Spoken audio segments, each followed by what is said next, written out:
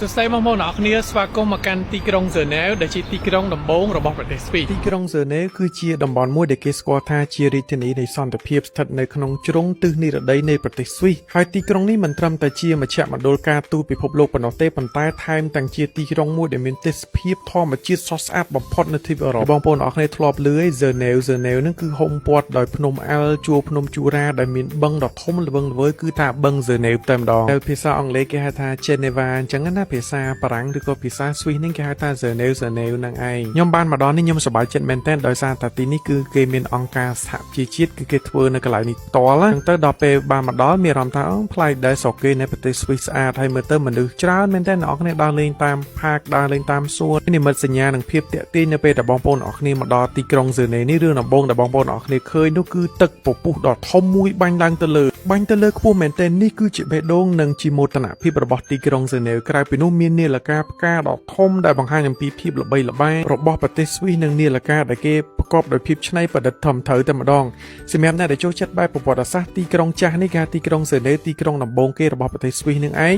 គឺអ្នកនរគ្នាអាចដើរតាមផ្លូវដែលមានសួនច្បារកំសាន្តលេងនិយាយទៅ peaceful តែម្ដងសម្រាប់អ៊ំចាស់ចំណាស់ឲ្យគាត់មកលេងនឹងបានមិនតែបើខ្ញុំមកខ្ញុំមានអារម្មណ៍ថាវារៀងឯកាពេកអ្នកនរគ្នាអាហ្នឹងគឺអត់មាន entertain អីច្រើនទេមានតែដើរមើលទេសភាពស្អាតអញ្ចឹងណាបងប្អូនមកជាលក្ខណៈគ្រួសារអ៊ំចាស់អីយកកូនមកលេងអីបានហើយមជ្ឈមណ្ឌលការទូតពិភពលោក Geneva ហ្នឹងគឺជាទីក្រុងដែលសកម្មបំផុតក្នុងការងារមនុស្សធម៌ផ្ទាល់តែម្ដងអង្គការសហជីវជាតិក៏នៅនឹងដែរនៅទីនេះអ្នកនរគ្នានឹងឃើញអគារមួយគេដាក់ថា Palace of Nation ដែលជាទីស្នាក់ការរបស់អង្គការសហជីវជាតិដ៏ធំហើយទីក្រុងមានកន្លែងកំណើតនៃកាកបាទខំអន្តរជាតិ Red Cross ដែលត្រូវបានបង្កើតឡើងក្នុងឆ្នាំ1863ប្រសិនបើបងប្អូនអ្នកគ្នាមកទីនេះអាចទស្សនាស្នាក់មន្ទីរកាកបាទខំដើម្បីស្វែងយល់អំពីតម្លៃមនុស្សធម៌ដែលបានចាក់ឫសយ៉ាងជ្រាលជ្រៅនៅក្នុងទីក្រុង Geneva ប្រទេសស្វីសនេះវិជាសាស្ត្រនិងភាពជឿនលឿននៅទីក្រុង Geneva នេះមិនត្រឹមតែជាប្រតិបត្តិការប្រវត្តិសាស្ត្រក៏ប៉ុន្តែជាមជ្ឈមណ្ឌលនៃបច្ចេកវិទ្យាទំនើបបំផុតផងដែរនៅក្បែរនោះមានទីក្រុងមួយឈ្មោះថាទីក្រុង CERN ហ្នឹងគេហៅ CERN ណាអ្នកនរគ្នាខ្ញុំអត់ដឹងអានត្រូវអត់ទេណា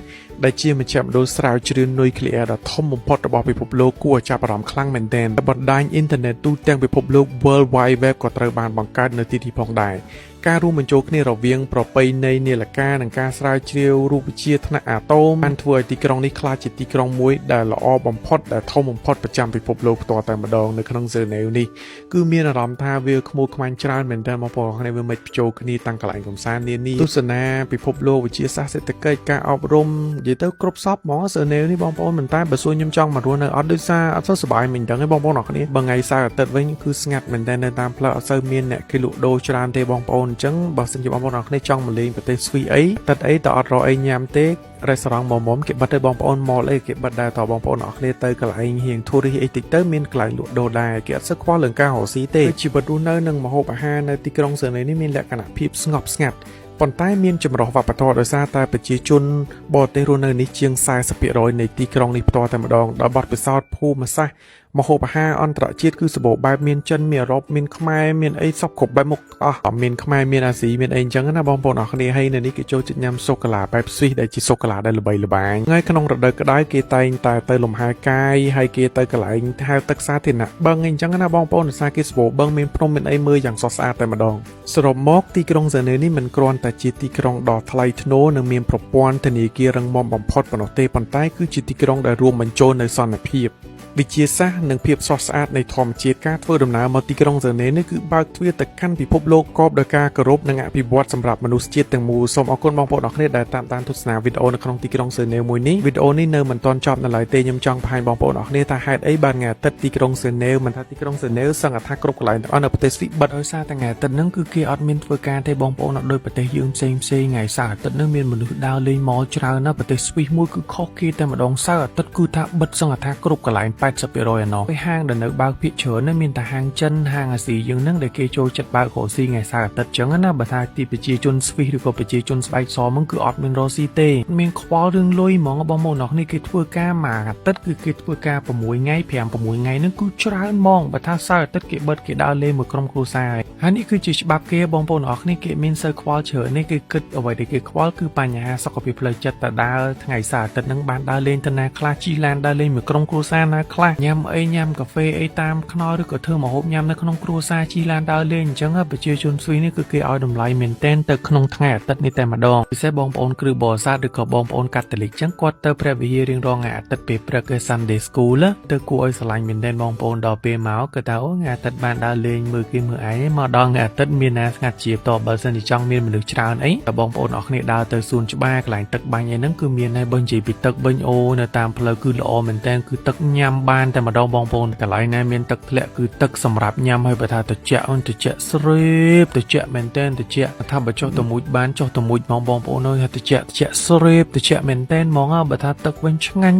មែនទែនបងប្អូនតែទឹកនឹងគុណភាពហើយល្អចំពោះសុខភាពមែនទែននៅតាមផ្លូវគឺអនាម័យខ្លាំងមែនទែនចំពោះការញ៉ាំចំពោះម្ហូបអាហារឬក៏ទឹកពិសានឹងវាពិបាកខ្លាំងគឺមិនថាហ្សឺណេវឬក៏ប្រទេសស្វីសទាំងមូលទេបងប្អូនអរគ្នាជិះអាឡានតាមផ្លូវឃើញឡានវែងអញ្ចឹងឬក៏ឡានក្រុងរទេះភ្លើងល្បឿនលឿនល្បឿនយឺតអីហ្នឹងគេគិតលុយមកបងប្អូនគេគិតហ្នឹងគេគិតមួយអាទិត្យម្ដងឬក៏មួយថ្ងៃគេគិតម្ដងជិះមួយដងក៏គេគិតម្ដងដែរតែនេះមុខអង្គការសហប្រជាជាតិកន្លែងយើងតវ៉ាមួយថៃមួយអីឬក៏អីផ្សេងបេតិកភណ្ឌពិភពលោកអីគឺទល់មុខកៅអីបាក់នឹងឯងគេធ្វើកៅអីបាក់ហ្នឹងគឺតំណាងឲ្យទីក្រុងហ្សឺណេវផ្ទាល់តែម្ដងទីក្រុងហ្សឺណេវគឺជាទីក្រុងដំបូងបង្អស់របស់ប្រទេសស្វីសទីក្រុងស៊ូរិចហ្នឹងគឺជាទីក្រុងបន្ទាប់ទេហើយទល់មុខហ្នឹងបងប្អូនឃើញទង់ជាតិច្រើនហ្នឹងកន្លែងអង្គការសហប្រជាជាតិណាជួយដោះស្រាយវិវាទឬក៏រឿងច្រើនមែនទែនប៉ុន្តែអង្គការសហជាតិដូចអត់ចេញមកអើពើរឿងយើងឲ្យបានដិតដល់សោះគេអើពើដែរប៉ុន្តែអើពើតិចតួចខ្ញុំក៏ដឹងដែរដឹងកន្លែងឯងលើក្រោយបើថាចូលឡើងមកតវ៉ាហើយឡើងមកដល់អង្គការសហប្រជាជាតិតែម្ដងបើសិនជាមានលើក្រោយខ្ញុំក៏ជាចំណែកមួយរបស់ប្រជាជនកម្ពុជាយើងផងដែរទុកឲ្យខ្មែរយើងវេទនាទេអ្វីដែលខ្ញុំអាចធ្វើបានខ្ញុំធ្វើឲ្យបងប្អូនបើថាឡើងមកបាតកម្មបាននៅស្រុកគេខ្ញុំឡើងមកបាតកម្មទៀតដើម្បីប្រជាជនខ្មែរយើងដើម្បីមុខមាត់ជាតិនៅជាកូនខ្មែរម្នាក់មានសមត្ថភាពដើរគ្រប់កន្លែងទាំងអស់ដើម្បីបង្ហាញពុកម៉ែបងប្អូនអរគ្នាក៏មានសមត្ថភាពបង្ហាញបរទេសឲ្យឃើញថាប្រទេសខ្មែរយើងគឺចេះរួបរวมគ្នាខ្លាំងមែនទែនសិន ATM នេះបងប្អូនអរគ្នាឃើញกระดาษ200 Swiss មកឲ្យ$200ជាង$260 $280បងប្អូនលុយ Swiss ថ្លៃមែនទែនថ្លៃជាងលុយអឺរ៉ូទៀតហើយបើសិនជាថ្ងៃអាទិត្យអត់ដឹងដើរទៅទិញអីញ៉ាំបងប្អូនអរគ្នាមកកន្លែងអត់តែភ្លើងមកដោយសារតែតែភ្លើងគឺមានគេលក់ដូរជាប់រហូតប៉ុន្តែអត់មានច្រើនទេបងប្អូនមាន 4-5 តូបខ្លះក៏គេបិទទៀតនេះរបស់អីក៏ថ្លៃដែរប៉ុន្តែខ្ញុំដើរចុះដើរឡើងឃើញអាវគេអាវទៅជួសជិវអាវ100គេរៀងថោកដែរបងប្អូន156ហ្នឹងវាស្មើឲ្យ